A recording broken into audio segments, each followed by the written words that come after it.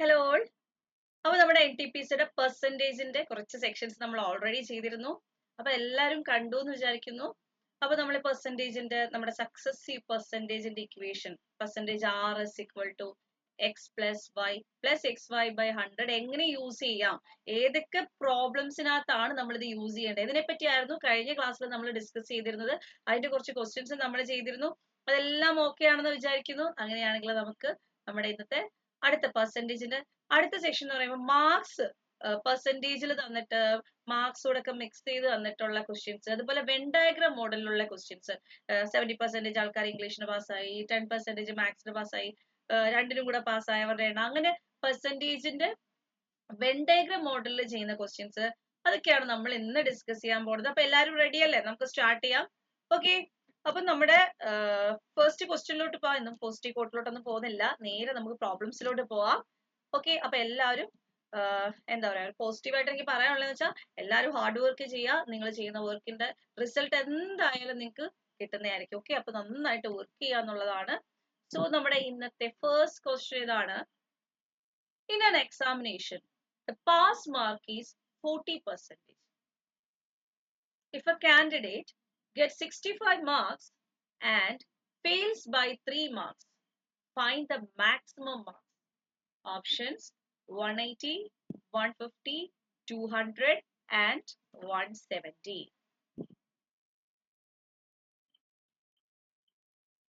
Question clear ആണല്ലോ? എന്താ ക്വസ്റ്റ്യന്റെ meaning? In an examination, ഒരു എക്സാമിനേഷന് പാസ് മാർക്ക് 40% ആണ്. 40% മാർക്ക് വാങ്ങിയാൽ പാസ് ആവും അല്ലേ?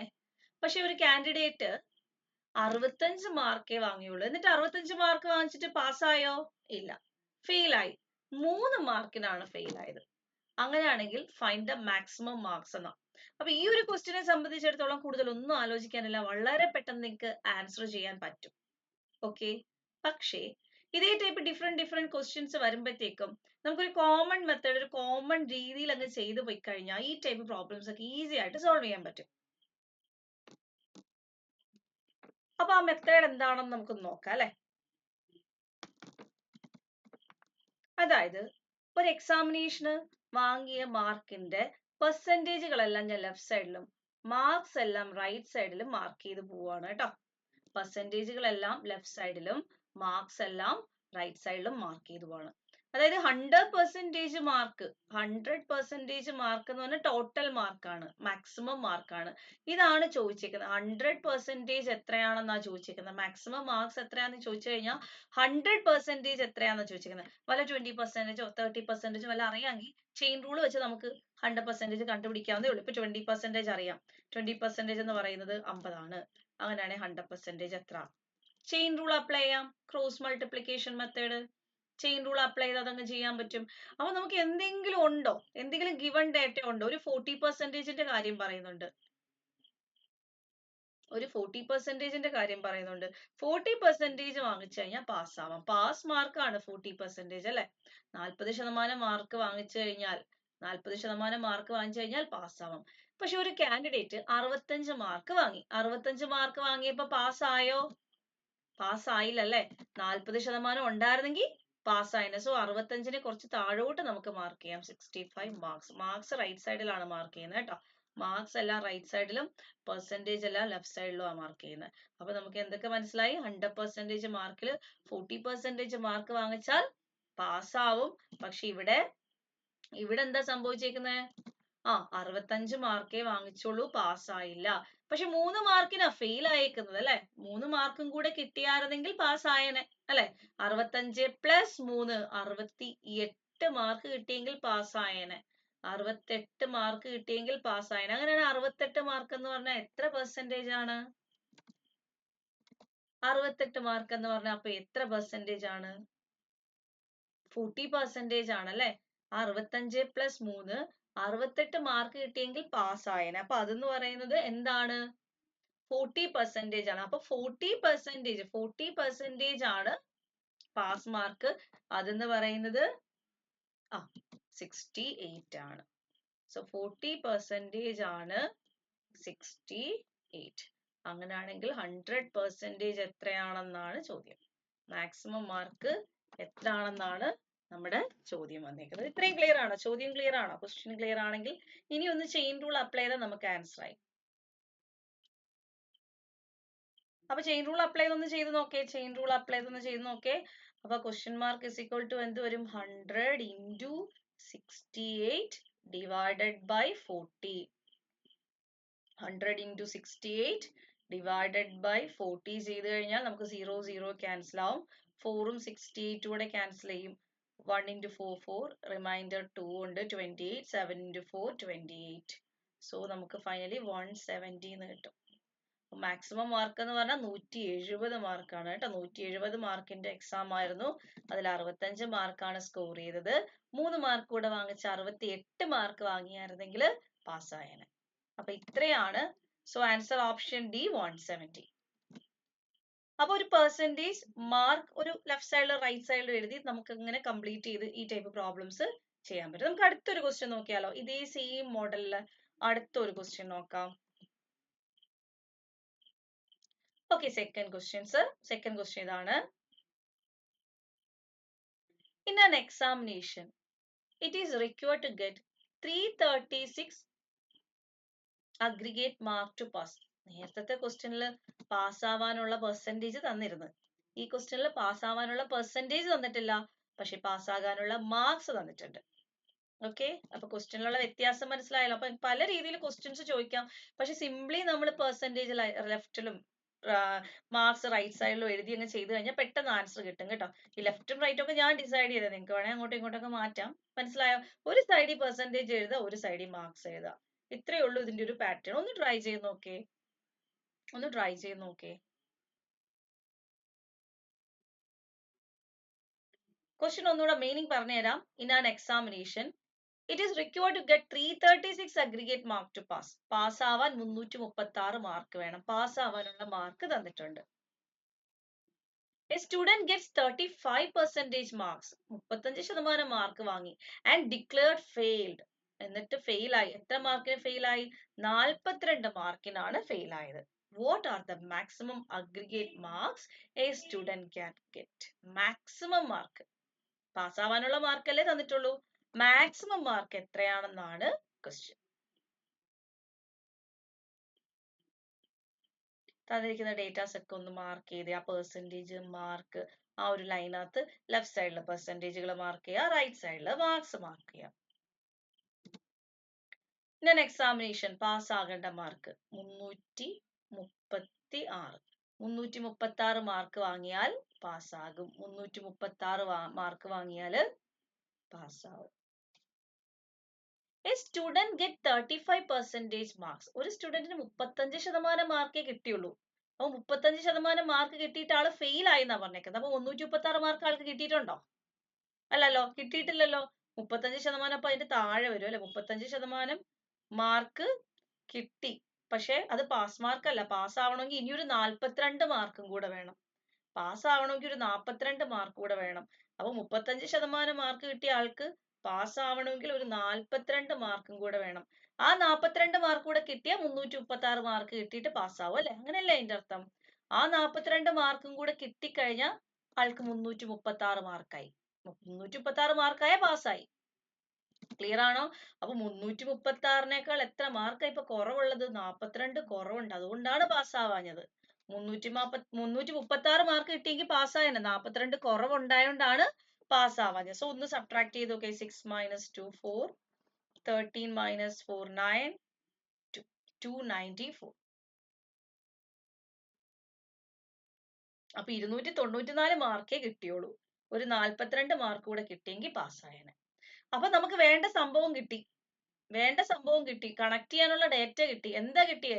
35% എന്ന് പറഞ്ഞാൽ 294 ചോദിച്ചേക്കുന്ന മാക്സിമം അഗ്രിഗേറ്റ് മാർക്ക് 100% എത്രയാണെന്നാ ചോദിച്ചേക്കുന്നത്. ആ എക്സാമിന്റെ ആ 100% എത്രയാണെന്നാ ചോദിച്ചേക്കുന്നത്. ഇനി ഈസി അല്ലേ? ചെയിൻ റൂൾ അപ്ലൈ ചെയ്താ പോരെ? ഒന്ന് അപ്ലൈ ചെയ്ത് നോക്കിയേ. ചെയിൻ റൂൾ അപ്ലൈ ചെയ്ത് നോക്കിയേ. ക്രോസ് എടുക്കുമ്പം ആ question mark is equal to 294 into 100 by 35. 35നെയും 294നെയും നമുക്ക് വേണമെങ്കിൽ 7 കൊണ്ട് കട്ട് ചെയ്യാം അല്ലെ? 7 കൊണ്ട് കട്ട് ചെയ്ത് നോക്കേ. 5 into 7 ആണ് 35. ഇവിടെ 7 കൊണ്ട് കട്ട് ചെയ്യുമ്പോൾ 4 into 7 28, ബാലൻസ് 14, 2 into 7 14. ഇനി 5ഉം 100 കൂടെ ക്യാൻസൽ ചെയ്യുമ്പോൾ 20. സോ 42 into 20 എന്ന് പറയുമ്പോൾ 840. അപ്പൊ 840 ആണ് മാക്സിമം അഗ്രിഗേറ്റ് മാർക്ക് അല്ലെ? 840 മാർക്കാണ്. 840 ആണ് അഗ്രിഗേറ്റ് മാർക്ക്. അതിൽ 336 മാർക്ക് കിട്ടിയാൽ പാസ്സാവും. പക്ഷെ സ്റ്റുഡന്റിന് 294 മാർക്കേ കിട്ടിയോളൂ. അത് 35%. 42 മാർക്ക് കൂടെ കിട്ടിയെങ്കിൽ പാസ്സാവുന്നത്. എല്ലാം ക്ലിയർ ആണോ? ഇത്ര ഓക്കെ ആണോ? ഓക്കെ, അപ്പൊ നമുക്കിനി അടുത്ത ക്വസ്റ്റ്യൻ നോക്കാം.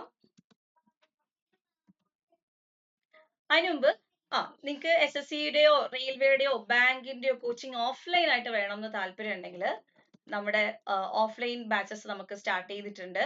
ജൂലൈ ബാച്ചിൽ സ്റ്റാർട്ട് ചെയ്തേക്കുവാണ്. അപ്പൊ ഇനി നിങ്ങൾക്ക് ട്രിവാൻഡ്രം ഉള്ളവരാണെങ്കിൽ ട്രിവാൻഡ്രത്ത് ഓഫ്ലൈൻ സെന്റർ ഉണ്ട്.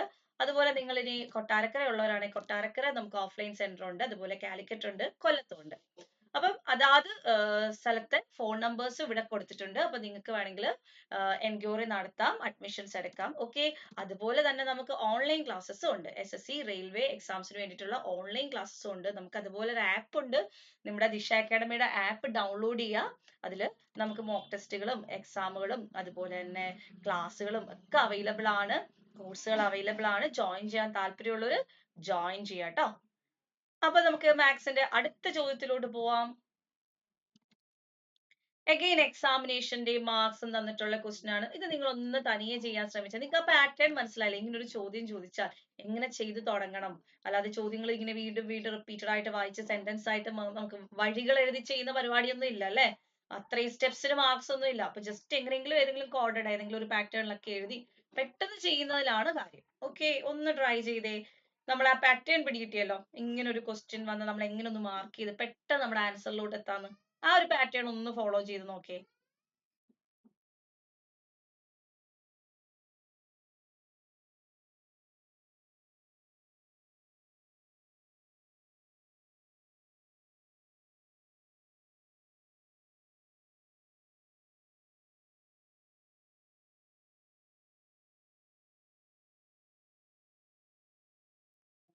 എങ്ങനെയുണ്ട്? ചെയ്യാൻ പറ്റുന്നുണ്ടോ? In an examination, it is required to get 256 of the total maximum aggregate marks to pass. A student gets 192 marks and declared failed. The difference of marks obtained by the student and that is required to pass is 10%. What are the maximum aggregate marks a student can get? നേരത്തെയൊക്കെ ഇത്ര mark കൂടെ കിട്ടിയെങ്കിൽ പാസ്സായേനെ. അപ്പൊ ഇവിടെ എത്ര mark കിട്ടിയാൽ പാസ്സാവും, അല്ലെങ്കിൽ എത്ര മാർക്കിനാണ് ഫെയിൽ ആയ, അങ്ങനെ ഒരു ഡേറ്റയെ തന്നിട്ടില്ല. അതിന് പകരം അവിടെ ഒരു പെർസെന്റേജ് തന്നേക്കുന്നത്. പ്രശ്നമില്ല, ഒരു പെർസെന്റേജ് കിട്ടി, കുറച്ച് മാർക്സും കയ്യിൽ ഇരിപ്പുണ്ട്, അഡ്ജസ്റ്റ് ചെയ്ത് ചെയ്താൽ നമുക്ക് പെട്ടെന്ന് ആൻസറിൽ എത്താൻ പറ്റും. അപ്പൊ ഞാൻ ഒന്നുകൂടെ മീനിങ് ഒന്ന് പറയാം. ഇൻ ആൻ എക്സാമിനേഷൻ എത്ര മാർക്ക് കിട്ടിയാൽ പാസ്സാവും? 256 ടോട്ടൽ മാക്സിമം അഗ്രിഗേറ്റ് മാർക്കിന്റെ 256 മാർക്ക് കിട്ടുന്ന ഒരാള് പാസ്സാവും അല്ലെ? 256 മാർക്ക് കിട്ടുന്ന ആളാണ് പാസ്സാവുന്നത്. അപ്പൊ പാസ്സാവാനുള്ള മാർക്ക് 256 ആണ്. A student gets 192 mark. 256 കിട്ടിയോ? 192 മാർക്കേ കിട്ടിയോളൂ അല്ലെ? 192 മാർക്ക് കിട്ടിയാൽ എന്തായാലും ഫെയിൽ ആവും. Declared failed. 256 കിട്ടിയില്ല, അതുകൊണ്ട് ഫെയിൽ ആയി. പക്ഷേ ഇന്ന് അയാൾക്ക് കിട്ടിയ മാർക്കും പാസ്സാവാനുള്ള മാർക്കും തമ്മിലുള്ള വ്യത്യാസം തന്നിട്ടുണ്ട്. അയാൾക്ക് കിട്ടിയ മാർക്കിനകത്തുനിന്ന് ഒരു 10% കൂടെ അല്ലെ കിട്ടിയിരുന്നെങ്കിൽ അയാൾ എന്ത് ചെയ്തേനെ? പാസ്സായേനെ. The difference of the marks obtained by the student and that is required to pass is 10%. ഈ ഡിഫറൻസ് 10% ആണെന്നാ തന്നിരിക്കുന്നത്. നിങ്ങൾക്ക് ഈ ഡിഫറൻസ് അല്ലാതെ കാൽക്കുലേറ്റ് ചെയ്യാൻ പറ്റുമല്ലോ. 256ഉം 192ഉം തമ്മിലുള്ള വ്യത്യാസം എത്രയാണ്? 6 minus 2 4, 5 minus 9 6, 64 അല്ലെ? 64 ആണ് എന്തെന്ന് പറയുന്നത്? ഡിഫറൻസ്. മാർക്സിനകത്തുള്ള ഡിഫറൻസ്. ഞാൻ മാർക്സ് ആണ് എഴുതുന്നത്, ഇതുവരെ പെർസെന്റേജിലോട്ട് വന്നിട്ടില്ല. മാർക്സിനകത്തുള്ള ഡിഫറൻസ് എന്ന് പറഞ്ഞാൽ 64 ആണ്. 192 മാർക്ക് കിട്ടി, 256 മാർക്ക് കിട്ടി, 64 മാർക്ക് കൂടെ കിട്ടി. 192 മാർക്ക് കിട്ടിയ ആൾക്ക് 64 മാർക്ക് കൂടെ കിട്ടിയാലേ 256 മാർക്ക് വാങ്ങിച്ച് പാസ്സാവാൻ പറ്റും. ഈ ഡിഫറൻസ് 10% ക്വസ്റ്റ്യനിൽ പ്രത്യേകിച്ച് പറയുന്നുണ്ട്. അയാൾക്ക് പെർസെന്റേജ് മാർക്സ് പാസ്സാവാനുള്ള മാർക്കും അയാൾക്ക് കിട്ടിയ മാർക്ക് തമ്മിലുള്ള ഡിഫറൻസ് 10% ആണ്. അപ്പൊ ആ 10% ആണ് 64. 10% ആണ് 64. അപ്പൊ 100% എന്ത് വരും? ചെയിൻ റൂൾ ആണ്. പക്ഷെ അതിന്റെ ആവശ്യമില്ല. 10% 64 ആണെങ്കിൽ ഒരു പൂജ്യം കൂടെ കൂടിയപ്പോൾ 100%. അപ്പൊ ഇവിടെ ഒരു പൂജ്യം കൂടി ഇട്ടാൽ മതി, 640. അപ്പോൾ aggregate mark, maximum aggregate mark എന്ന് പറയുന്നത് 640 ആണ്. ക്ലിയർ ആണോ? 640 ആണ് മാക്സിമം അഗ്രിഗേറ്റ് മാർക്ക്. എങ്ങനെയുണ്ട്? ഇതുപോലെ എക്സാമിനേഷൻ ബേസ്ഡ് ക്വസ്റ്റ്യൻ ഒക്കെ നമുക്കിനി ഈസി ആയിട്ട് ചെയ്യാൻ പറ്റില്ലേ? എക്സാമിനേഷൻ ബേസ്ഡ് ക്വസ്റ്റ്യൻ ഒക്കെ നമുക്കിനി ഈസി ആയിട്ട് ചെയ്യാൻ പറ്റില്ലേ? ലാസ്റ്റ് നമുക്ക് ഒരു ചോദ്യം കൂടെ ചെയ്ത് നിർത്തിയാലോ? ഒരൊറ്റ ക്വസ്റ്റ്യൻ കൂടെ ചെയ്യാം, സെയിം മോഡൽ. ഒന്ന് ട്രൈ ചെയ്ത് നോക്കേ.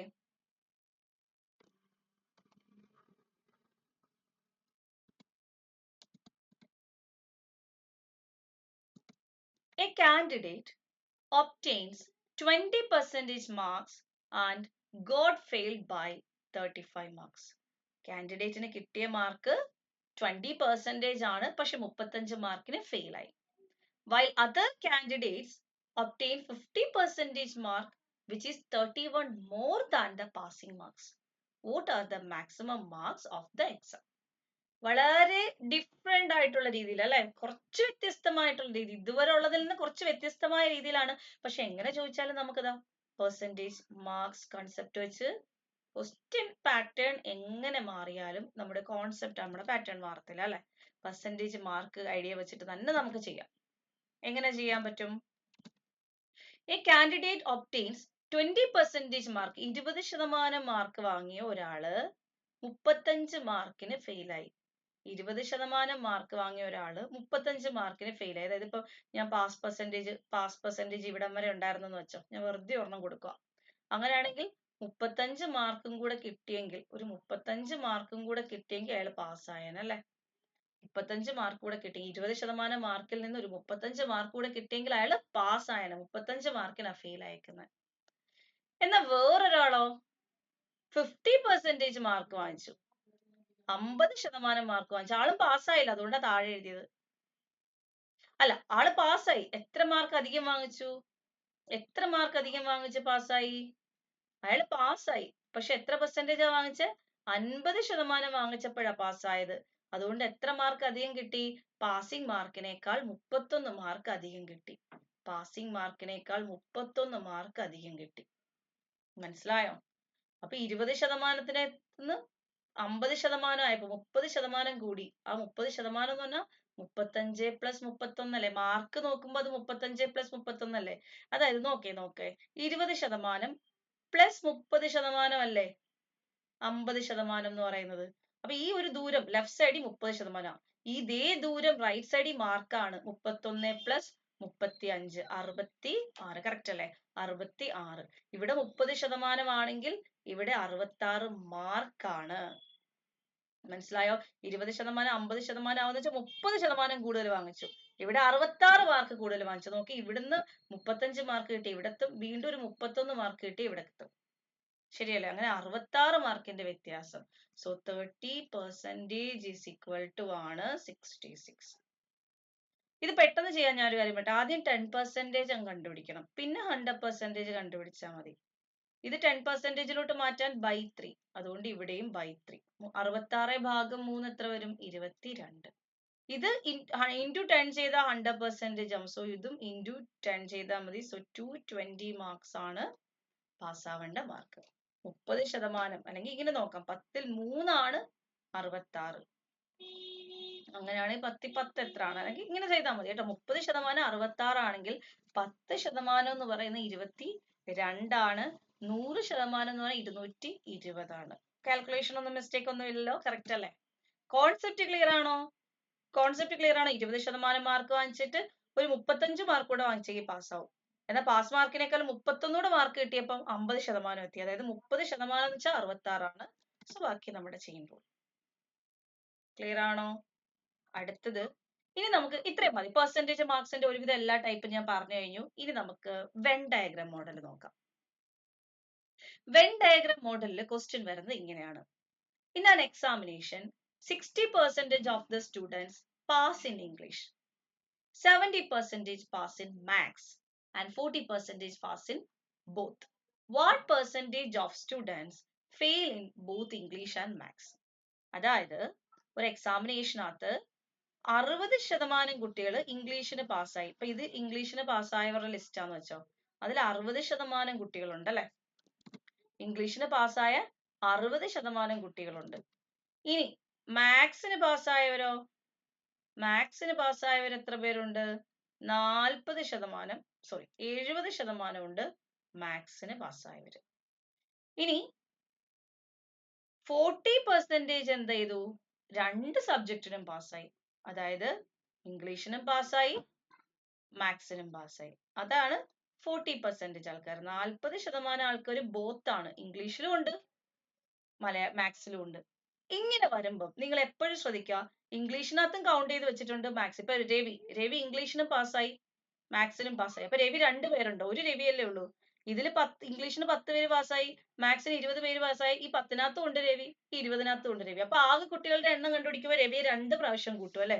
ഇംഗ്ലീഷിന്റെ ലിസ്റ്റിലും കൂട്ടും, മാത്സിന്റെ ലിസ്റ്റിലും കൂട്ടും. അതുകൊണ്ട് അത് കുറയ്ക്കണ്ടേ. അപ്പൊ രവിയെ നമുക്ക് അവിടെ നിന്ന് സബ്ട്രാക്ട് ചെയ്യണ്ട. ഒരു രവിയെ കളയണം. 2 രവി വേണ്ട, ഒരു രവി മതി അല്ലെ. അതുപോലെ 60% ഇംഗ്ലീഷിന് പാസ്സായി, 70% മാത്സിന് പാസ്സായി. ഇത് രണ്ടും കൂടെ കൂട്ടുമ്പോൾ ഈ രണ്ടിലും കൂടെ ഉൾപ്പെട്ട 40 പേരെ എക്സ്ട്രാ ഒരു പ്രാവശ്യം കൂടെ ആഡ് ചെയ്തിട്ടുണ്ട്. സോ അതുകൊണ്ട് 40 കുറയ്ക്കണം. ഇംഗ്ലീഷിന്റെ ലിസ്റ്റ് 40 ഉണ്ട്, പിന്നെ എന്തിനാണ് മാത്സിന്റെ ലിസ്റ്റിലും കൂടെ അവരെ എഴുതുന്നത്? ഒരെണ്ണം കുറച്ച്. മനസ്സിലായോ? അപ്പൊ എത്ര കിട്ടും? 60 + 70 - 40 90 എന്ന് കിട്ടും. 70 40 പോയാൽ 30 ആണ്. 60 30 കൂടെ 90. എന്തോ ഒരു കുറവില്ലേ? 90. ഈ പെർസെന്റേജ് എല്ലാം നമ്മൾ 100% മൊത്തത്തിൽ 100% അല്ലേ, പക്ഷെ ഇവിടെ 90 അല്ലേ ഉള്ളൂ. എന്താ കാര്യം? ഇംഗ്ലീഷിനും പാസ്സാവാത്ത, മാത്സിനും പാസ്സാവാത്ത കുറച്ചു പേര് പുറത്തുണ്ട്. അതായത് 100%ൽ 90% പാസ്സായിട്ടുള്ളൂ. ബാക്കി 10% പേര്, 90 + 10 ആയാലേ 100 ആവും അല്ലെ. 100% ആവണമെങ്കിൽ 10% കൂടെ വേണം. ആ 10% പേര് എന്ത് ചെയ്തു? ഇംഗ്ലീഷിനും ഫെയിലായി, മാത്സിനും ഫെയിലായി. ഇംഗ്ലീഷിനും ഫെയിലായി, മാത്സിനും. ക്ലിയർ ആണോ? അപ്പൊ എപ്പോഴും ശ്രദ്ധിക്കുക, നമുക്ക് രണ്ട് വെൻ ഡയഗ്രാം, നമുക്കൊരു വെൻ ഡയഗ്രാം 2 ബോക്സ് ഇങ്ങനെ കിട്ടിക്കഴിഞ്ഞാൽ ഇതും ആഡ് ചെയ്യണം, ഇതും ആഡ് ചെയ്യണം. ഇത് സബ്ട്രാക്ട് ചെയ്യുക എപ്പോഴും ചെയ്യേണ്ടത്. അങ്ങനെ സബ്ട്രാക്ട് ചെയ്യുമ്പോൾ 100ൽ നിന്ന് എന്തെങ്കിലും ഒരു കുറവുണ്ടെങ്കിൽ അത് പുറത്തുണ്ടായിരിക്കും. അങ്ങനെ സബ്ട്രാക്ട് ചെയ്യുമ്പോൾ 100ൽ നിന്ന് എന്തെങ്കിലും ഒരു കുറവുണ്ടെങ്കിൽ അത് പുറത്തുണ്ടായിരിക്കും. മനസ്സിലായോ? നമുക്ക് ഒരു ക്വസ്റ്റ്യനും കൂടെ ചെയ്ത് നോക്കാം. സെയിം ടൈപ്പ് ഒരു ക്വസ്റ്റ്യനും കൂടെ ചെയ്ത് നോക്കാം. അപ്പൊ കുറച്ചും കൂടെ ക്ലിയർ ആവും.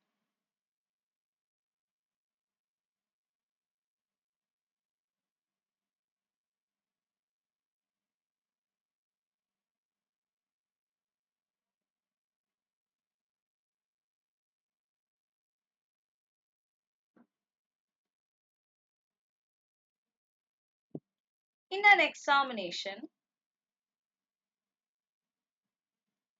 82% of the candidates passed in Maths. In an examination, 82% of the candidates passed in Maths. 72% passed in Science. 55% passed in both. Find the percentage of students failed in both. അപ്പൊ എപ്പോഴും എന്താ ചെയ്യേണ്ടത്? സെപ്പറേറ്റ് ആഡ് ചെയ്ത് രണ്ടിനും common ആയിട്ടുള്ളതിനെ subtract ചെയ്ത് അത് 100 ആവാൻ എന്ത് വേണം? അതാണ് പുറത്തുള്ളത്. അപ്പൊ നമുക്ക് പാസ്സായവരുടെ ലിസ്റ്റുകൾ ആദ്യം തന്നേക്കുന്നത്. മാത്സിന് പാസ്സായവര് അല്ലെ, മാത്സിന് പാസ്സായവര്, സയൻസിന് പാസ്സായവര്, രണ്ടിനും പാസ്സായവര്. അപ്പൊ അവരെ വെച്ച് തന്നെ നമുക്ക് ആദ്യം ചെയ്തു തുടങ്ങണം. പാസ്സായവരെ വെൻ ഡയഗ്രത്തിലാക്കുക. ആദ്യം പാസ്സായവർ ആരൊക്കെയാ? മാത്സിന് പാസ്സായവര് ഒരു ബോക്സിലിട്ട്. മാത്സിന് പാസ്സായവര് 82% ആൾക്കാരുണ്ട്. പിന്നെ സയൻസിന് പാസ്സായവര്, 72% ആൾക്കാരുണ്ട്. രണ്ടിനും പാസ്സായവരെ നമുക്ക് നടുക്ക് എഴുതാം, 55%. ഇനി ഈ 3 നമ്പേഴ്സിനെ എന്താ എപ്പോഴും ചെയ്യണ്ടേ? ഇനി കുറച്ചു പേരുണ്ട് മാത്സിനും പാസ്സായിട്ടില്ല, സയൻസിനും പാസ്സായിട്ടില്ല. അവരാണ് ഈ 2 വെൻ ഡയഗ്രത്തിന് പുറകെ. പക്ഷെ ആ ക്ലാസ്സിലുള്ള കുട്ടികൾ തന്നെയാ അല്ലെ? അപ്പം ഈ ബോക്സിലും ഇല്ല, ഈ ബോക്സിലും ഉണ്ട് ഇല്ല, പക്ഷെ ആ ക്ലാസ്സിലുണ്ട് അല്ലെ? ഫെയിൽഡ്, ബോത്ത് ഫെയിൽഡ് എന്ന് പറയുമ്പോൾ പുറത്ത് വരും. ഈ 2 സർക്കിളിനും പുറത്ത് വരും. ക്ലിയർ ആണോ? അതാണ് ബോത്ത് ഫെയിൽഡ് എന്ന് പറയുന്നത്. സോ ഇനി എന്താ ചെയ്യേണ്ടത്? 82ഉം 72ഉം ആഡ് ചെയ്ത് 55 സബ്ട്രാക്ട് ചെയ്യണം. 55 സബ്ട്രാക്ട് ചെയ്യണം. അപ്പൊ നമുക്ക് എന്ത് കിട്ടും? പാസ് ആയവരുടെ എണ്ണം കിട്ടും. ഏതെങ്കിലും ഒരെണ്ണത്തിനെങ്കിലും, ഒന്നുകിൽ മാത്സിന് പാസ്സായി കാണും, അല്ലെങ്കിൽ സയൻസിന് പാസ്സായി കാണും. അങ്ങനെ പാസ് ആയവരുടെ ലിസ്റ്റ് കിട്ടും. അപ്പൊ ഇത് സബ്ട്രാക്ട് ചെയ്യുമ്പോ എത്ര വരും?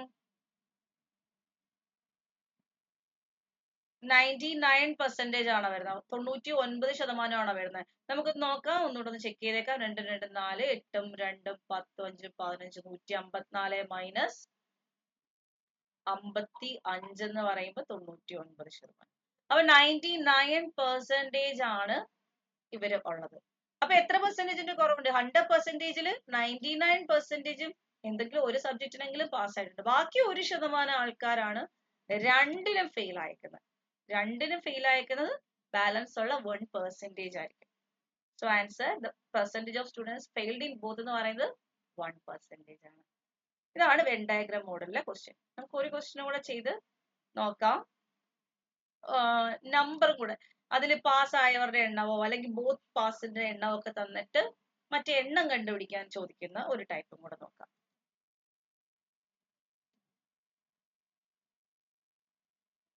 ഈ ഒരു ക്വസ്റ്റ്യൻ നോക്കേ. In an examination, 50% of the students passed in science and 75% passed in maths, while 20% students failed in both the subjects. If 270 students passed in both subjects, find the total number of students who appeared in the exam.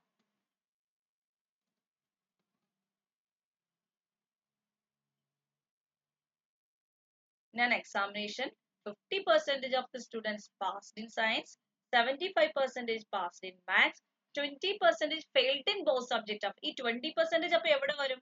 അതൊന്ന് ശ്രദ്ധിച്ചോണം. 50% students സയൻസിന് പാസ്സായി. സയൻസിന് പാസ്സായവര് 50%. പിന്നെന്താ പറഞ്ഞേക്കുന്നത്? മാത്സിന് പാസ്സായവര് 20%. മാത്സിന് പാസ്സായവര് 75%. മാത്സിന് പാസ്സായവര് 75%. 20% എന്ത് ചെയ്തിട്ടുണ്ട്? Failed in both. ഈ രണ്ടെണ്ണത്തിലും പെടാതെ പുറത്ത് കിടക്കുവാണ് അല്ലെ? രണ്ടെണ്ണത്തിലും പെടാതെ പുറത്ത് കിടക്കുവാണ് 20%. പാസ്സായ, രണ്ടിനും പാസ്സായവരെ എങ്ങനെ കണ്ടുപിടിക്കാം? അതായത് ഈ 50ഉം ഈ 75ഉം ഈ 20ഉം കൂടെ നിങ്ങൾ ഒന്ന് ആഡ് ചെയ്ത് നോക്കേ, എത്ര വരും? 145 വരും അല്ലെ? കറക്റ്റ് ആണോ? 50ഉം 20ഉം 70 ആണ്. 70 70 140 145. ഈ 100 കിട്ടേണ്ടുള്ളതിന് എങ്ങനെ 45 എക്സ്ട്രാ വന്നു അല്ലെ? 45 എക്സ്ട്രാ വന്നു. അതാണ് എന്ത് ഈ 50%-ലും 75%-ലും കോമൺ ആയിട്ടുള്ളത്. അപ്പൊ എത്ര? 45% ആണ്. മനസ്സിലായോ? ഈ നമ്പേഴ്സ് എല്ലാം ആഡ് ചെയ്യുമ്പോ എന്തെങ്കിലും അധികം വന്നാ അത് ഇവിടെ വരുന്നതാ, എന്തെങ്കിലും കുറവ് വന്നാൽ അത് പുറത്ത് വരുന്നതാ. മനസ്സിലായി? ഈ നടുക്കുള്ളതാണ് എക്സ്ട്രാ വരുന്നത്. 100 പുറത്ത് പോകുന്നെങ്കിൽ ഈ 45 ആണ്. ബോത്ത് ആണ്. അപ്പൊ 45% രണ്ടിനും പാസ്സായ. അപ്പൊ 45% 270. അങ്ങനെയാണ് ആ എക്സാമിന് അപ്പിയർ ചെയ്തത് 100% ആൾക്കാർ. ആ 100 കുട്ടികളെല്ലാം എക്സാം അറ്റൻഡ് ചെയ്തിട്ടുണ്ട് അല്ലെ? എക്സാം അറ്റൻഡ് ചെയ്യാത്ത ആരും ഇല്ലല്ലോ. കുറച്ചുപേര് പാസ്സായി, കുറച്ചുപേര് ഫെയിലായി. സോ ആ 100% എത്രയാണെന്നാണ് ചോദ്യം. ചെയിൻ റൂൾ അപ്ലൈ ചെയ്താൽ മതിയല്ലോ. ചെയിൻ റൂൾ അപ്ലൈ ചെയ്താൽ മതിയല്ലോ. എന്ത് വരും ആ ക്വസ്റ്റ്യൻ മാർക്ക് കണ്ടുപിടിക്കാൻ? 100 into 270 divided by 45. 100 into 270 divided by 45.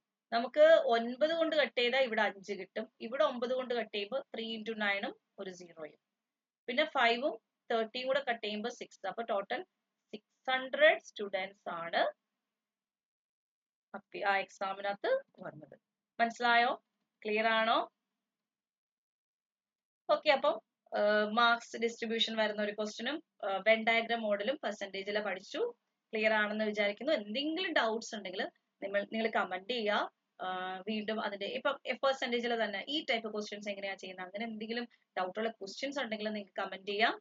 അപ്പൊ എല്ലാവർക്കും ഇന്നത്തെ ക്ലാസ് ഇഷ്ടപ്പെട്ടെന്ന് വിചാരിക്കുന്നു. ഇഷ്ടപ്പെട്ടെങ്കിൽ തീർച്ചയായിട്ടും വീഡിയോ ലൈക്ക് ചെയ്യുക. അതുപോലെ തന്നെ സബ്സ്ക്രൈബ് ചെയ്യാത്ത ആരെങ്കിലും ഉണ്ടെങ്കിൽ സബ്സ്ക്രൈബ് ചെയ്യുക. അതുപോലെ നിങ്ങളുടെ കമന്റ്സും പറയാം കേട്ടോ. നിങ്ങളുടെ കമന്റ്സ് ആണ് നമുക്ക് നെക്സ്റ്റ് ക്ലാസ്സുകൾ ഇടാനുള്ള പ്രചോദനം. സോ നിങ്ങളുടെ കമന്റ്സും പറയാം കേട്ടോ. അപ്പൊ താങ്ക് യു, ബൈ.